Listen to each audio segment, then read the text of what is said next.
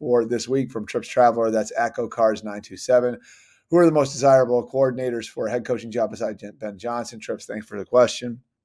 I think I can throw a few names at you off the top of my head. I don't have a list in front of me, so I'm just kind of doing this as best I can, just off of what my initial reaction to this question would be. I think the coordinator on the other side of the ball is way up there in Detroit. I think Aaron Glenn has a lot of the traits that Dan Campbell has. He's an ex-player. He can be a front of the room guy. He's been a galvanizing force. He really had to rebuild that defense. Like, he had I'd say a heavier lift than the guys on offense. Like, the previous regime left some pieces behind on offense. There was less on defense. And he had to ride out a couple of tough years and kind of keep guys engaged.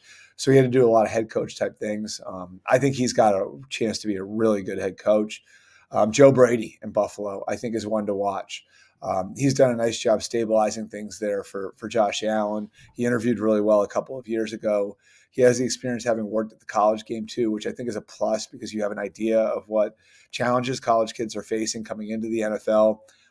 Real high on Joe Brady. I think he's got a chance.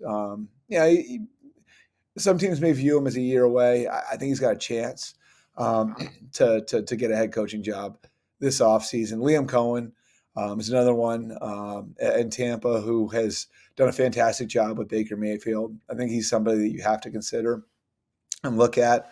If you want to go like the retread route, I think Matt Nagy in Kansas City has done a really nice job the last couple of years. He's got Patrick Mahomes' trust. He's had to win with different types of groups. I think he's somebody who could get a second look. You see what happened to Chicago after he was gone. I think Matt Nagy could get a second look. I think Cliff Kingsbury could get a second look. He's shown himself to be a really good play caller and developer of quarterbacks in Washington.